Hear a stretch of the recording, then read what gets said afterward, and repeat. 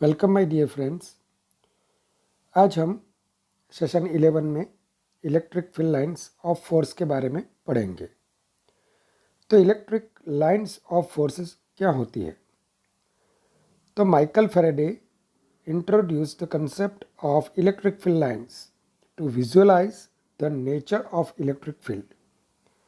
तो अगर हमें इलेक्ट्रिक फील्ड जो दिखता नहीं है, लेकिन उसका अगर हमें पिक्टोरियल व्यू चाहिए कि जैसे कि कुछ पिक्चर बना के हम उसके बारे में ज़्यादा इन्फॉर्मेशन वहाँ से हम ले सके, तो माइकल फैराडे ने सबसे पहले यही कंसेप्ट मैग्नेटिज्म में इंट्रोड्यूस किया था। अब ये इलेक्ट्रिक फील्ड लाइंस होती क्या है, तो उसके लिए हम इलेक्ट्रिक डाइपोल के बारे में पढ़ेंगे कि इलेक्ट्रिक डाइपोल जहाँ पे प्लस क्यू और माइनस क्यू ऐसे दो चार्ज होते हैं। अब इलेक्ट्रिक डाइपोल के सराउंडिंग रीजन में आप कोई भी पी पॉइंट एज्यूम कीजिए। अब पी पॉइंट पे प्लस क्यू का इलेक्ट्रिक फील्ड और माइनस क्यू का इलेक्ट्रिक फील्ड दोनों का नेट और रिजल्टेंट इलेक्ट्रिक फील्ड आप फाइंड कीजिए और उसका एक vector with magnitude and direction आप ड्रॉ कीजिए।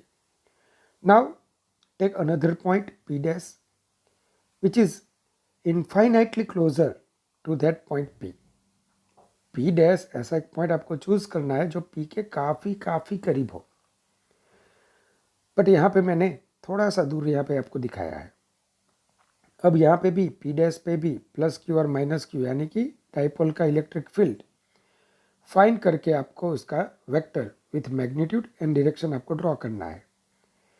वैसे ही पी डबल डैश पॉइंट पे भी आपको वेक्टर E3 ड्रॉ करना है। अब ये जो आपको वेक्टर मिले, अगर उनके टेल्स अगर आप ज्वाइन करोगे ना, तो आपको एक smooth curve beginning from plus Q and ending eight minus Q, आपको ऐसा एक स्मूथ कर्व आपको मिलेगा। बस यही जो कर्व होता है उसे हम क्या बोलेंगे? Electric field lines. यही जो कर्व मिला आपको वो आप क्या बोलोगे उसको? Electric field line of that electric dipole. तो ऐसा जो भी रीजन कि जहाँ पे आपने ये जो स्मूथ कर्व ड्रॉ किया हुआ है, वही कर्व को आप क्या बोलोगे? इलेक्ट्रिक डाइपोल का electric field lines of force. अब आप देख सकते हो कि ये जो इलेक्ट्रिक फील्ड के वेक्टर है ना, ये वेक्टर जो हमने ड्रॉ किया हुआ जो कर्व है उसके वो टेंजेंट है। क्या है वो? टेंजेंट है। तो अब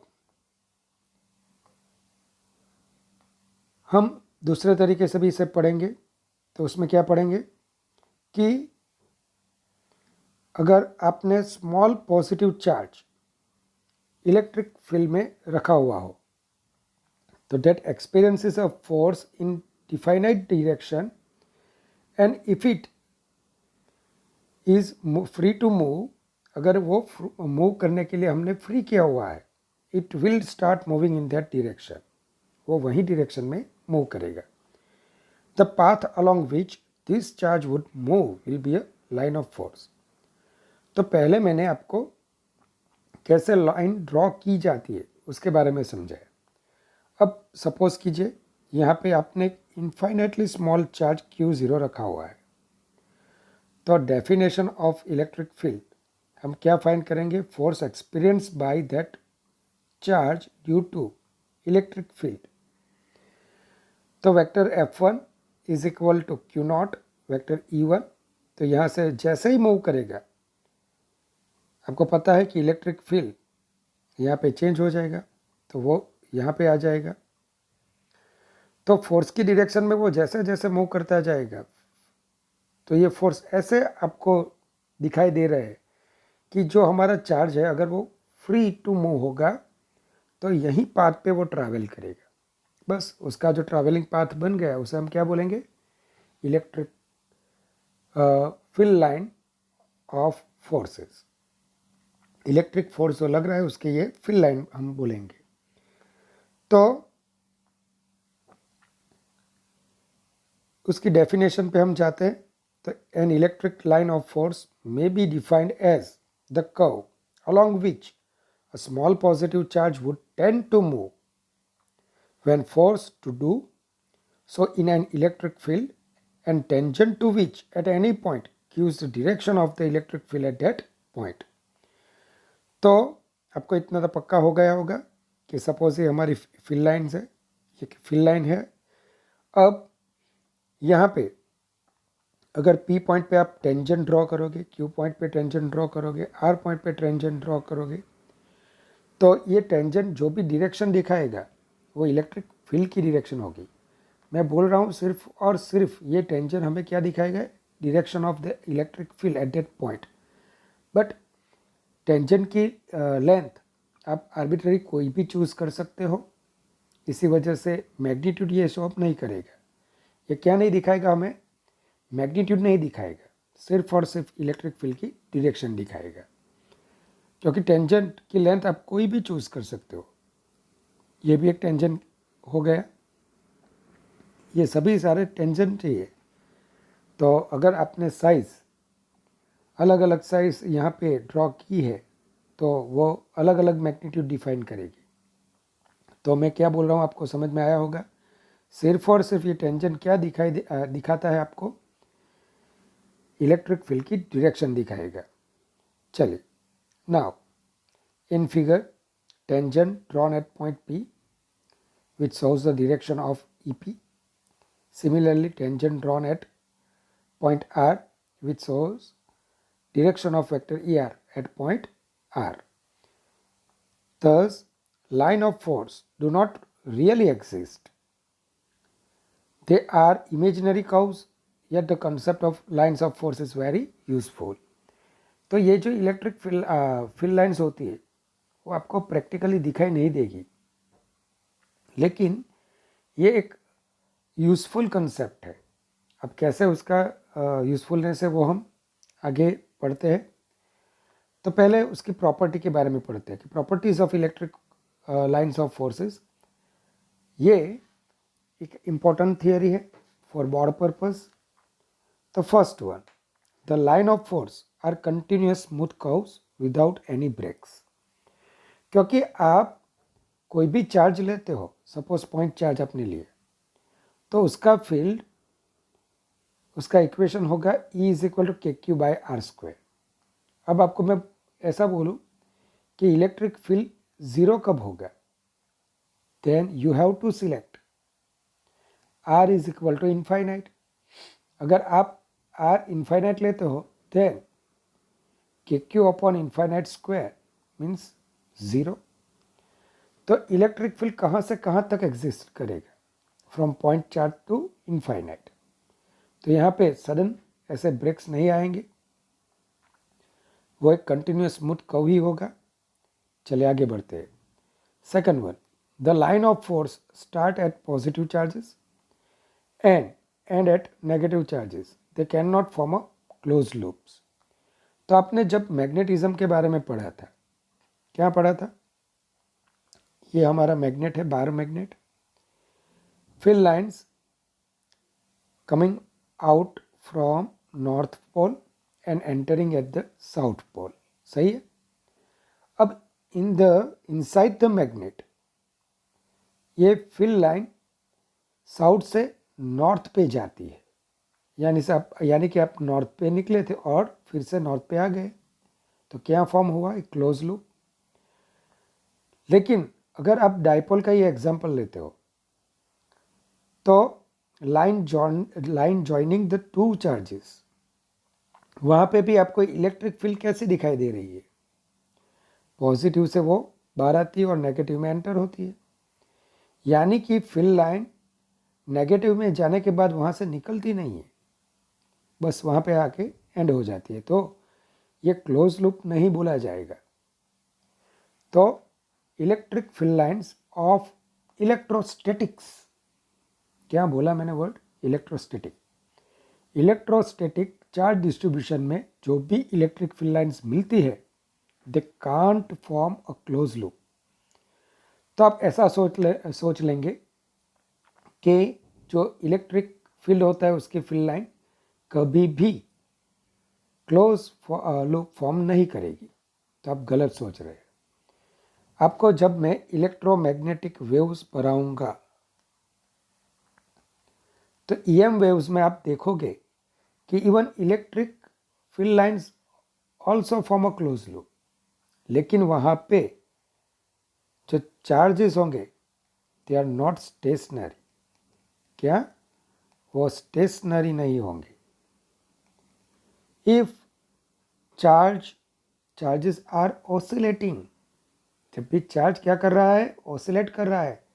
at that time electric field lines also form a close loop. पता चला? तो आप एक डिसीजन पे मत आ जाना। कौन सा वाला डिसीजन? कि इलेक्ट्रोस्टैटिक की जो इलेक्ट्रिक फील्ड लाइंस होती है वो क्लोज लूप फॉर्म नहीं करती, वो करती है। हाँ, इलेक्ट्रोस्टैटिक होगा कि जहाँ पे हमारा चार्ज जो स्टेशनरी मोड पे है at that time they can not form a close loop. अगर हमारा चार्ज ऑसिलेट कर रहा है, वो कुछ एक्सीलरेटेड मोशन में है, at that time they form a close loop. Clear? When charge are in oscillatory motion, then electric field lines forms a closed loop. Okay, तो ये कंसेप्ट आप दिमाग में अच्छी तरह से डाल दीजिए। Now point number 3, the tangent to a line of force at any point gives the direction of electric field at that point. जो भी हमने टेंजेंट ड्रॉ किया हुआ है वो उसकी सिर्फ और सिर्फ डायरेक्शन डिफाइन करता है। क्या डिफाइन करेगा? Direction. Fourth one, no two lines of force can cross each other. क्यों? ऐसा क्यों लिखा हुआ है?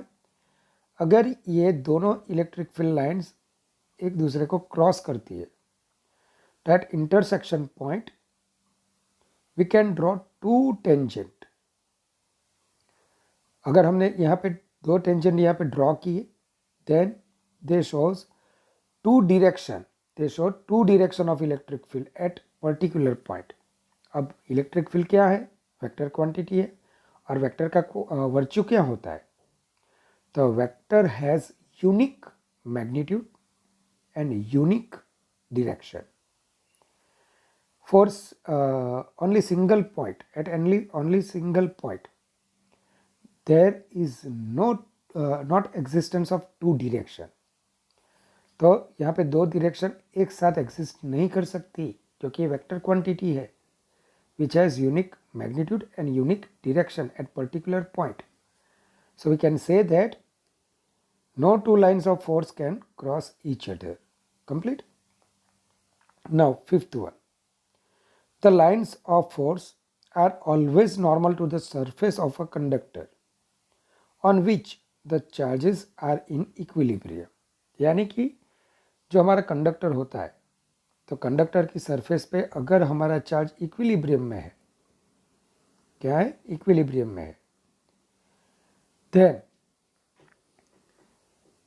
ये जो इलेक्ट्रिक फील्ड लाइंस होगी वो परपेंडिकुलर टू द सरफेस आपको मिलेगी। तो देखते हैं, ये हमारा कंडक्टर है, हम इसे मेथड ऑफ कॉन्ट्राडिक्शन से हम इसे प्रूव करेंगे। कैसे? एज्यूम कर लीजिए कि इलेक्ट्रिक फील्ड या इलेक्ट्रिक फील्ड लाइन वो सरफेस के नॉर्मल नहीं है। Then we will get two components of electric field. First one perpendicular या normal component of electric field, and second one parallel या tangential component of electric field. तो यहाँ पे दो कंपोनेंट एग्जिस्ट करेंगे। अब ड्यू टू पैरेलल कंपोनेंट जो electrons होंगे, कंडक्टर है, तो काफ़ी अमाउंट में यहाँ पे आपको सफिशिएंट अमाउंट में इलेक्ट्रॉन मिल ही जाते हैं। अब ये इलेक्ट्रॉन नेगेटिव चार्ज है, आपको मैंने क्या पढ़ाया है? Negative charge experiences of force opposite to that the direction of electric field. Electric field के ऑपोजिट डायरेक्शन में उस पर फोर्स लगता है, तब इलेक्ट्रॉन क्या करेंगे? मूव करेंगे, तब यहाँ पे सरफेस करंट प्रोड्यूस होगा, लेकिन हमारा तो ये एग्जाम्पल है वो इक्विलिब्रियम का एग्जाम्पल है जहाँ पे कोई भी करंट प्रोड्यूस नहीं हो रहा है।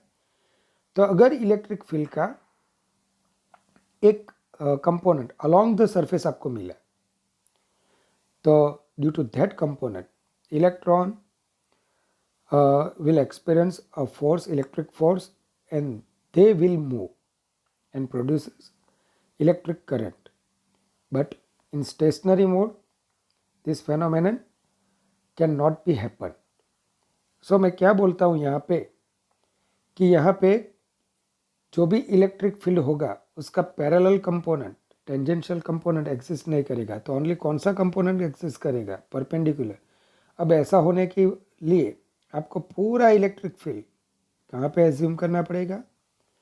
Perpendicular to that surface, normal to that surface. चलिए मैंने क्या लिखा हुआ है, रीजन में क्या लिखा हुआ है? If the lines of force are not normal to the conductor, the component of the field vector E which is parallel to the surface would cause the electrons to move and would set up a current on the surface, but no current flows in the equilibrium condition. Clear? समझ में आया कुछ आपको? 61. The relative closeness of the lines of forces gives a measure of the strength of the electric field in any region. The lines of force are if closer together in a strong field. तो मैं क्या बोल रहा हूँ, अगर ये हमारी electric field lines है, अगर वो क्लोज होती है इन सर्टेन रीजन, यहाँ पे electric field intensity becomes higher. अगर वो रिलेटिव क्लोजनेस अगर कम होती है, यानी कि दे फार अपार्ट, देन वहाँ पे इलेक्ट्रिक फील्ड क्या बोला जाएगा? Weak field. तो आप देख सकते हो यहाँ पे इलेक्ट्रिक फील्ड क्या होगा? वीक होगा। यहाँ पे इलेक्ट्रिक फील्ड क्या होगा? स्ट्रॉन्ग होगा। लेकिन आपको मैंने पढ़ाया है यूनिफॉर्म इलेक्ट्रिक फील्ड। अब यूनिफॉर्म इलेक्ट्रिक फील्ड के जो मैंने वेक्टर्स आपको दिखाए थे, same in length, equidistant and they are parallel to each other. यहाँ पे आपको सिर्फ और सिर्फ फील्ड लाइंस आपको दिखानी है। अगर आप फील्ड लाइंस दिखाते हो तो क्या दिखाओगे? सिर्फ और सिर्फ डायरेक्शन। तो यहाँ पे भी आप इक्विडिस्टेंट ये जान लीजिए, दोनों के बीच का separation, to consecutive field lines के बीच का सेपरेशन क्या होना चाहिए? सेम होना चाहिए। And second one, they are parallel. तो मैंने क्या लिखा हुआ है कि the lines of force are parallel and equally spaced in a uniform field. Seventh one, the lines of force do not pass through a conductor because the electric field inside a charged conductor is zero. तो हम second chapter में ये पढ़ेंगे। फिर भी अभी भी मैं बोल देता हूँ कि अगर कंडक्टर होता है, सपोज मैंने ऐसा एक कंडक्टर लिया है जो इरेगुलर शेप का है। अगर आप इलेक्ट्रिक फील्ड लाइंस ड्रॉ करोगे यहाँ पे, तो कहाँ से आपको ड्रॉ करनी पड़ेगी? सिर्फ सरफेस से। Inside the conductor electric field is equal to 0, so we can not draw any field lines of force inside the conductor. Clear? Now field lines of a positive point charge. तो यार field lines are directed radially outward. क्यों? तो मैंने आपको जब electric field due to positive and negative charge के बारे में पढ़ाया था, तो ये मैं क्या ड्रॉ कर रहा हूँ अभी? I am drawing electric field vectors. और वेक्टर्स क्या शो करता है? It can show magnitude and direction both. और आपको ये भी मालूम है कि E is equal to K Q divided by R square. As R increases E will decreases, E will decrease. तो आपको मैग्नीट्यूड भी आपको साथ में डिफाइन करना है। इसी वजह से आप क्या करोगे, इलेक्ट्रिक फील्ड लाइंस के जो वेक्टर्स होते हैं ना, उसकी लेंथ जैसे जैसे आगे बढ़ोगे वैसे वैसे वैसे आपको इलेक्ट्रिक फील्ड लाइंस के जो वेक्टर्स होंगे उसकी साइज आपको रिड्यूस करनी पड़ेगी। अब ये क्यों ऐसा करना पड़ता है? Because electric field vector they can show both magnitude and direction, but electric field lines तो सिर्फ और सिर्फ डायरेक्शन ही शो करती है।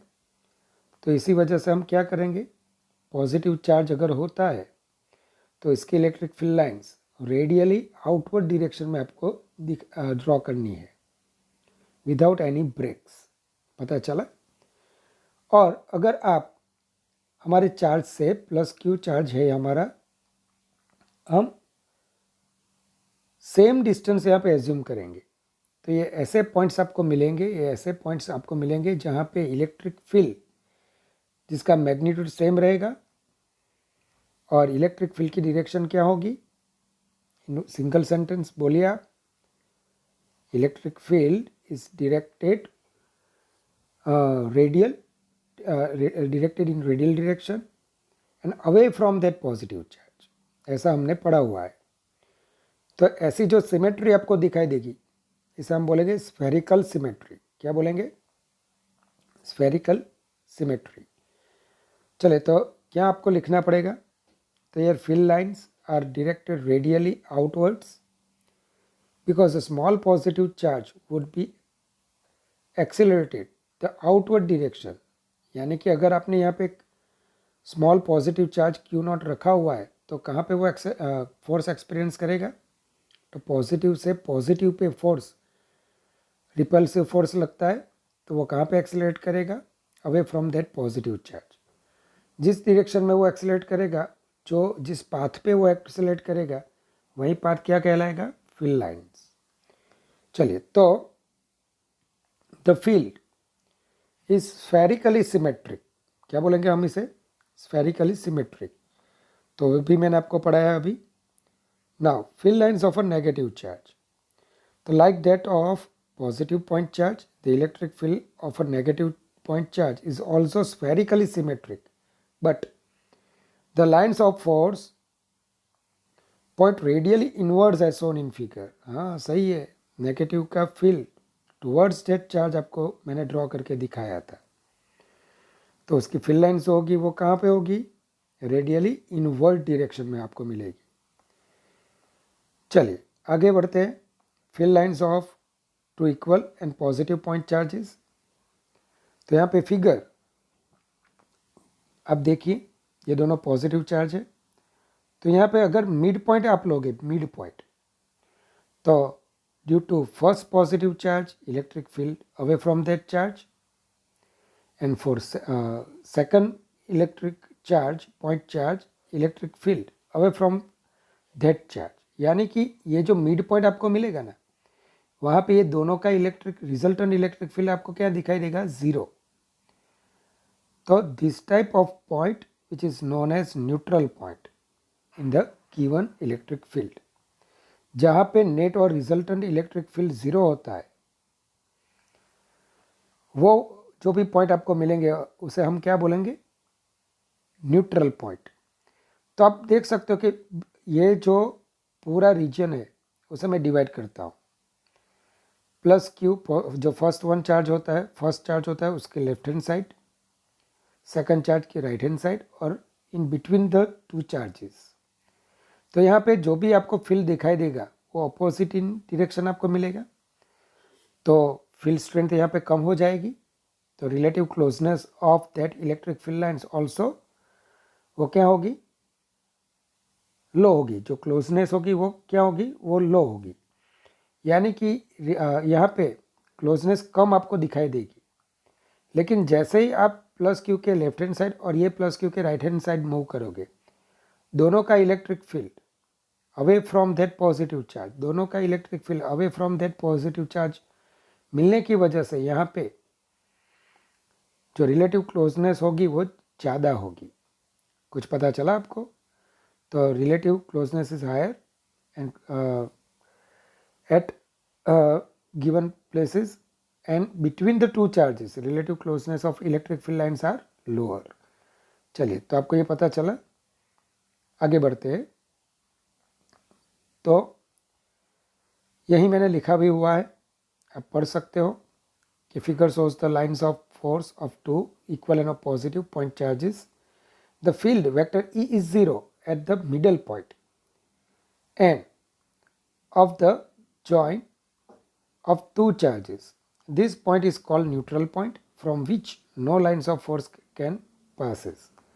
Now field lines of two equal and opposite point charges, यानी कि डाइपोल की फील्ड लाइन से मैंने ड्रॉ की हुई है. क्या है इसमें? पॉजिटिव में से वो बाहर आएगी, नेगेटिव में वो एंटर होगी.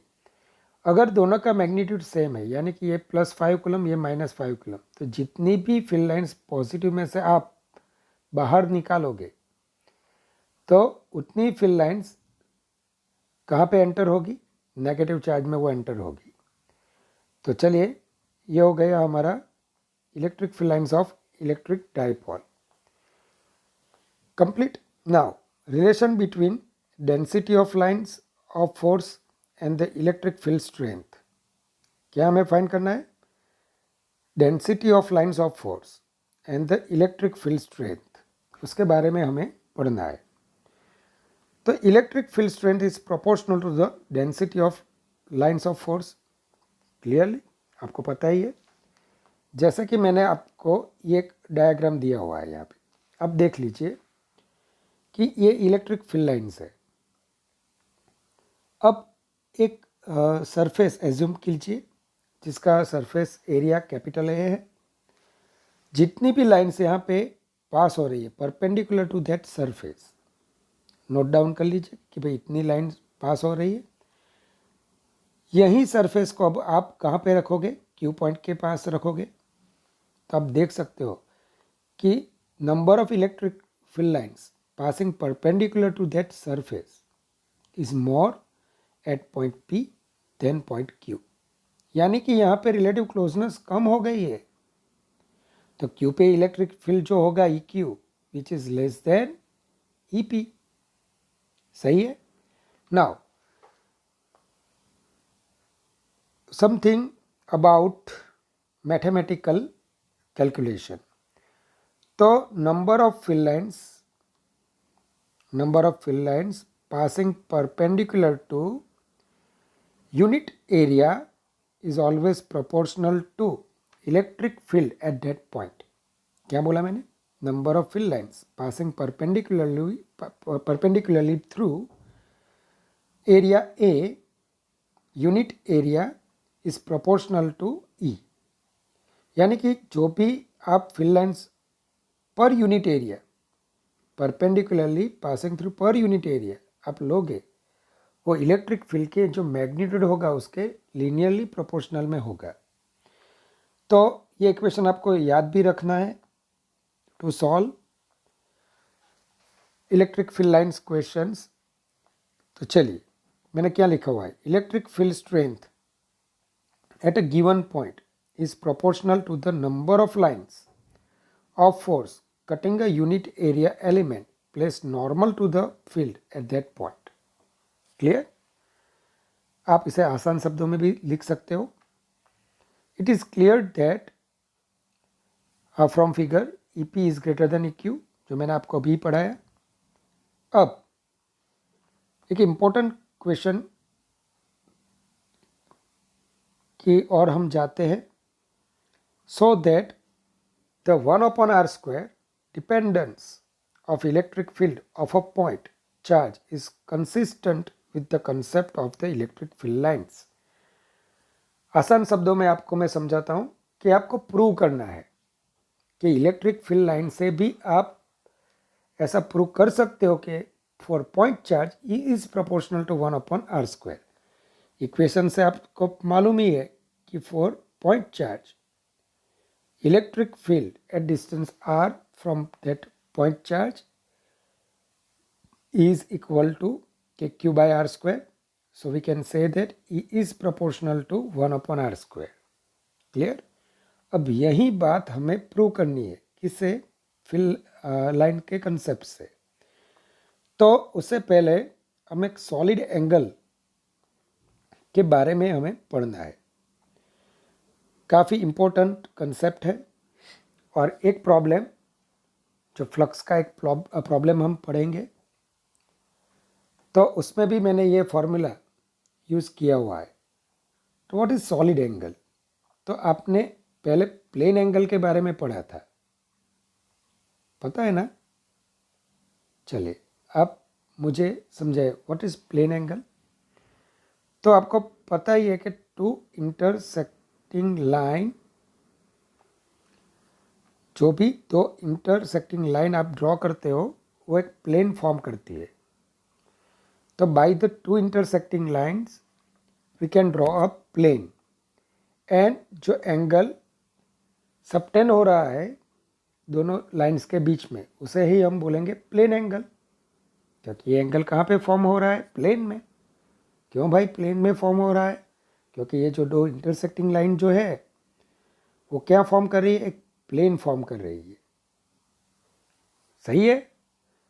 जैसे कि पॉइंट्स वो क्या फॉर्म करते हैं? लाइन। और जो लाइन होती है, दो इंटरसेक्टिंग लाइन होती है, वो क्या करते हैं? एक प्लेन फॉर्म करती है। और जो एंगल जो हम दिखा रहे हैं वो कहाँ का एंगल है?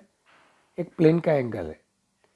तो प्लेन एंगल के बारे में आपने पढ़ा हुआ है ना। What is solid angle? तो आप ऐसा कोई भी एक सरफेस एज्यूम कीजिए, कि एक पॉइंट एज्यूम कर लीजिए। अब जो ये पेरीफेरी है ना, ये पेरीफेरी को आप वो पॉइंट के साथ ज्वाइन कीजिए। हाँ, ये जो सरकमफ्रेंस नहीं पर, लेकिन ये जो पेरीफेरी है उसे आप यहाँ पे ज्वाइन कीजिए पी पॉइंट के पास। तो ये जो पूरा एरिया है, क्या है? ये जो एरिया है ये यहाँ पे एक 3D एंगल फॉर्म करता है। सही है? अगर ये एरिया ज़्यादा होगा तो ये 3D एंगल भी ज़्यादा भी लेगा आपको। तो यही 3D एंगल को हम क्या बोलेंगे? Solid angle. सही है? प्लेन एंगल के में हमने क्या पढ़ा था? तो हमने एक सर्कल लिया हुआ था, उसका एक आर्क लिया हुआ था। Angle subtended by this arc is called plane angle. Clear? तो यहाँ पे जो 3D एंगल, कोई भी सरफेस आप ले लो, उसका जो पेरीफेरी है उसे आप वो पॉइंट के साथ ज्वाइन करो, तो ये जो 3D एंगल आप फॉर्म होगा उसे हम क्या बोलेंगे? Solid angle, which is denoted by omega. और उसका जो फॉर्मूला था अपने 11th में पढ़ा हुआ था, सिर्फ फॉर्मूला रटा हुआ था, पढ़ा हुआ नहीं था, रटा हुआ था। Is equal to area upon radius square. सही है ना? चलिए, तो ये उसका फॉर्मूला था। अब मैंने क्या लिखा हुआ है वो देख लीजिए, कि it is a 3D angle enclose by a conical surface. It is a 3D angle enclosed by a conical surface at the vertex. Clear? चलिए, ये हमारा ओमेगा है। A solid angle is a 3D angle subtended by a surface at a point by joining its periphery points to the given point. तो ये जो हमारा point है, suppose ये हमारी पेरीफेरी है, और हमारा जो पॉइंट है ये सपोज कर लीजिए पी पॉइंट। तो ये जो एंगल सबटेन हो रहा है 3D एंगल, उसे हम क्या बोलेंगे? Solid angle. नाउ आपको रिलेशन बिटवीन ओमेगा, ओमेगा क्या होता है? सॉलिड एंगल, एंड थीटा जो हमारा होता है प्लेन एंगल, उसके बीच का एक रिलेशन हमें डिफाइन करना है। वैसे तो आपको ये लर्न ही करना है। कैसे? देख लीजिए, ये हमारा ओमेगा, ये प्लेन एंगल थीटा जो कोन ने उसके वर्टेक्स के पास फॉर्म किया हुआ है। तो हाफ वर्टेक्स एंगल से भी आप उसे जानते हो, तो उसका रिलेशन है आपको पक्का लर्न करना है। Omega is equal to 2 pi in the bracket 1 minus cos theta. कहाँ से इक्वेशन आया? चलिए तो देखते हैं। तो ये मैंने कोन आपको दिखाया हुआ है, सही है। जो इसकी जो स्लैंट एज होती है उससे आप एक रेडियस एज्यूम कर लीजिए और एक you can draw a spherical surface. पूरा स्फीयर नहीं ड्रॉ करना है, सिर्फ और सिर्फ इसे आपको ओ को centre, small R as a radius आपको ट्रीट करना है और आपको फॉर्म करना है इतना सा एक स्फीयर, स्फेरिकल सरफेस, स्फीयर भी नहीं स्फेरिकल सरफेस। तो कोन पे आपको इतना सा एक स्फेरिकल पोर्शन दिखाई दे रहा है। नाउ आपको क्या करना है, तो कि आपको ये जो स्फीयर है, स्फेरिकल सरफेस है, उसको आप एलिमेंटल रिंग्स में डिवाइड करना है आपको। एक पूरी रिंग है जिसकी रेडियस सपोज x है, सही। और ये जो हमारा स्फेरिकल सरफेस है, तो ये जो रिंग की जो विड्थ है वो कितना एंगल यहाँ पे सबटेंड कर रही है, तो ये जो एंगल सबटेंड हो रहा है वो d फाई है। ये जो पूरा कौन है उसका जो हाफ वर्टेक्स एंगल आपको कितना दिख रहा है यहाँ पे थीटा। तो आप क्या करो, आप क्या करोगे, यहाँ पे एक ऐसे स्फेरिकल सरफेस आपने ड्रॉ की है which can be divided into elemental rings. Take one ring at an angle of phi and which subtend an angle d phi at O. सही है। तो इसकी ब्रेथ क्या मिलेगी आपको, ये जो रिंग है उसकी ब्रेथ क्या मिलेगी, तो angle in radian is equal to, angle in radian is equal to arc upon radius. चलिए, तो arc is equal to radius into angle in radian कितना है डी फाई, तो आर डी फाई मिल गया आपको। अब इसका एरिया क्या होगा, इसका एरिया क्या होगा, रिंग का एरिया मैंने आपको पढ़ाया हुआ है। तो रिंग का एरिया यानी कि circumference 2 pi x into width r D phi. तो area of elemental ring d a is equal to 2 pi x circumference into width of that ring. So 2 pi x, चलिए तो x क्या होगा, तो ये जो r है ना, r का ये कंपोनेंट r cos 5, तो ये जो कंपोनेंट आपको मिलेगा ये r cos 5, तो ये r sin 5 मिलेगा। तो x is equal to r sin 5, सही है। Now 2 pi r square sin 5 d 5। Now area of spherical surface, मुझे सिर्फ और सिर्फ इसका एरिया निकालना है, इसी वजह से मैंने पहले किसका एरिया निकाला, एलिमेंटल रिंग का। अब ये पूरा जो स्फेरिकल सरफेस मैंने एज्यूम किया हुआ है उसका मैं क्या निकालने वाला हूँ, एरिया। तो with the help of integration we can find area of that spherical portion. तो इंटीग्रेशन दिए, चलिए जो भी कांस्टेंट होंगे उसे आप बाहर निकालिए। साइन फाई का integral minus cos phi, limit, तो फर्स्ट एलिमेंटल रिंग यहाँ से स्टार्ट होगी और लास्ट वन यहाँ पे आएगी। तो हमारा जो angle phi which is variable starts from 0 and ends from theta, ends to theta, start from 0 to theta. तो फाई की जो लिमिट आपको मिलेगी 0 से थीटा तक मिलेगी, 0 से थीटा तक, सही है। चलिए, minus cos theta minus minus cos 0, बढ़िया। अब कॉस 0 यानी कि 1, minus into minus plus 1 minus cos theta, तो ये हो गया हमारा area. Now from the definition what is solid angle, area divided by radius square. तो ये जो हमारा स्फेरिकल सेक्शन था उसका एरिया हमने डिफाइन किया हुआ है यहाँ पे, उसका डेरिवेशन भी हमने निकाला हुआ है। Just put that value in the equation of omega, you can find omega is equal to 2 pi 1 minus cos theta result. Now unit of omega is t radian, हम क्या बोलते हैं इसे, t radian बोलते हैं, SR। चलिए, तो ये एक ऐसा कंसेप्ट है, कहाँ पे यूज़ करना है मैं प्रॉपरली आपको पक्का प्रॉमिस करता हूँ, मैं आपको बताऊँगा। एक ऐसा एग्जाम्पल है कि जिसका इंटीग्रेशन इतना टफ है ना, कि आप सो जाओगे, लेकिन मैंने आसान कर दिया, आपको मैं सोने नहीं दूंगा, आसानी से मैं आपको पढ़ाऊंगा कि देखिए it's a proper use of solid angle. सही है, चलिए आगे बढ़ते हैं। तो नाउ हमारा जो क्वेश्चन था उस पर हम आगे आते हैं। तो यहाँ पे हमारे जो ऑथर है ना, माननीय महोदय श्री ने हमें क्या दिया हुआ है, ऐसा एक सर्कुलर फ्लैट सरफेस दिया हुआ है। एक्चुअल ऐसा नहीं है, हमारा सरफेस ऐसा स्फेरिकल है कि जिसके परपेंडिकुलर ये फिल लाइंस पास होती है। लेकिन बोर्ड का सिलेबस है, आपको फिगर बोर्ड के हिसाब से ही ड्रॉ करनी है। क्यों? स्फेरिकल सरफेस के परपेंडिकुलर ही है, पास होती है। तो मैंने क्या पढ़ाया आपको कि पॉइंट चार्ज जो होता है उसका इलेक्ट्रिक फील्ड स्फेरिकल सिमेट्री होता है।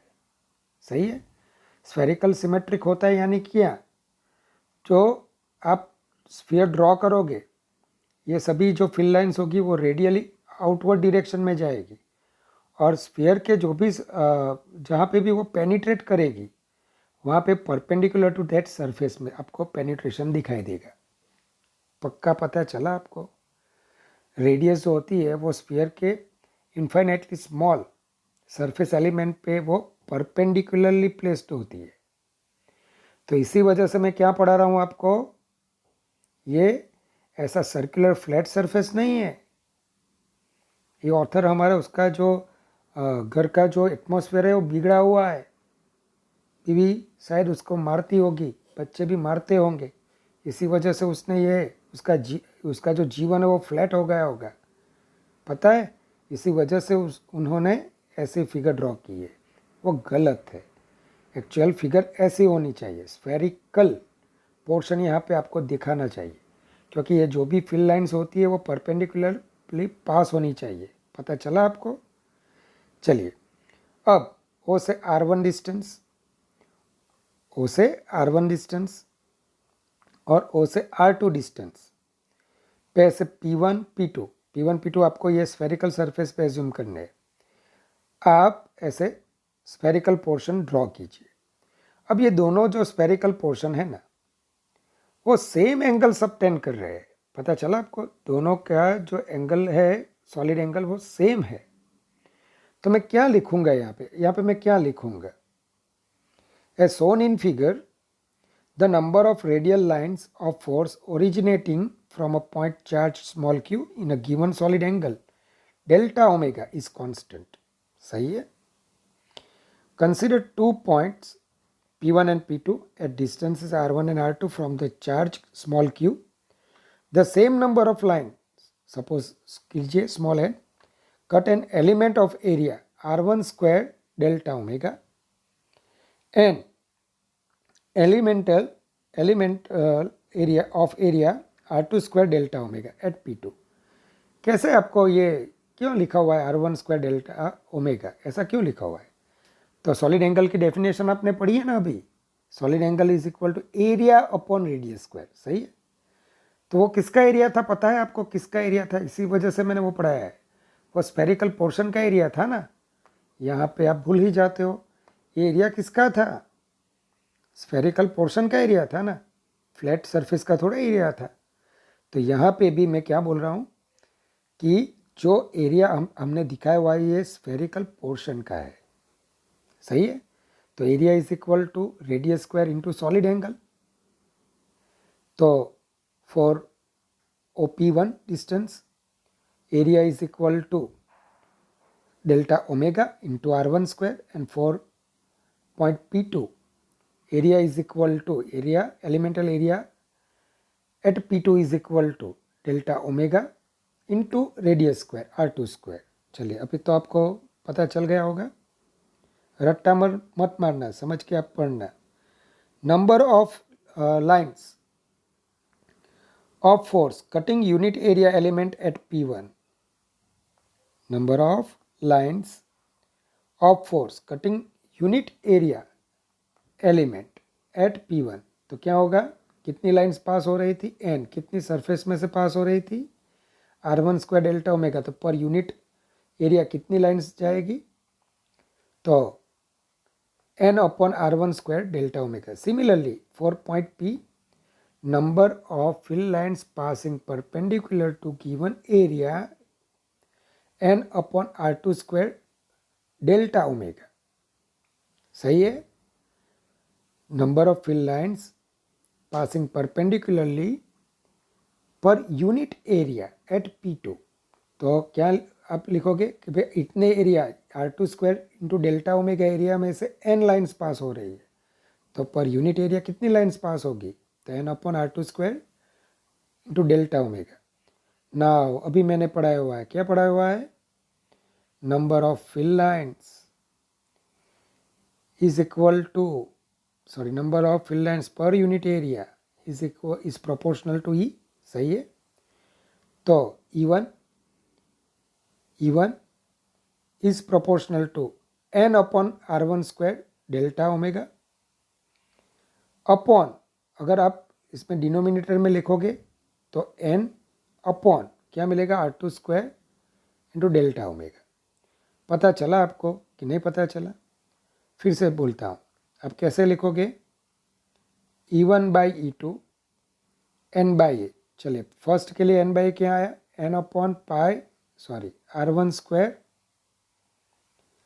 Delta omega. और सेकंड वन के लिए एट पॉइंट P2 के लिए क्या मिलेगा आपको, n upon R2 square delta omega. बस इसका सिंप्लीफिकेशन ही मैंने यहाँ पे लिखा हुआ है. चलिए क्या कट हो जाता है, n कट हो गया, डेल्टा ओमेगा कट हो गया, तो E1 by E2 R2 square by R1 square. सही है. E1 R1 square is equal to E2 R2 square, यानी कि E into R square is equal to constant और E is proportional to 1 upon R square.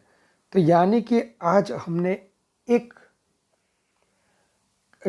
Important information यहाँ से हमने निकाली कि अगर आपको फिल लाइंस का डिस्ट्रीब्यूशन दिया गया है, आप जानते हो कि इस तरीके से फिल लाइंस का डिस्ट्रीब्यूशन है, then you can find electric field and जो डिस्टेंस होता है उसका रिलेशन आप आसानी से फाइंड कर सकते हो. पता चला? वैसे तो ये आसान नहीं था क्योंकि मैंने पूरा सॉलिड एंगल क्या है आपको मुझे समझाना पड़ा. चलिए इसका एप्लीकेशन आप देखते हैं. ये ऐसा क्वेश्चन है ना कि जिसका कोई पर्टिकुलर सॉल्यूशन आपको मिलेगा ही नहीं, पक्का बोलता हूँ. कोई भी बुक निकाल लो आप, अगर आपको उसका सॉल्यूशन पक्का एट फर्स्ट साइट अगर आपको समझ में आ जाए ना, तो मैं आपका गुलाम हो जाऊंगा. सही है. देखते हैं आपको मेरा सॉल्यूशन समझ में आता है कि नहीं आता है. An electrostatic field line leaves at an angle alpha from point charge positive Q1 and connects with point charge minus Q2 an angle beta. Find the ratio Q1 to Q2. आपको alpha और beta की value दी गई है. पहले तो आप ये देख लो कि एक पॉजिटिव चार्ज होता है, उसकी जो फिल लाइंस होती है, सही है, स्फेरिकल सिमेट्री दिखाती है, पूरा एक स्फीयर होता है.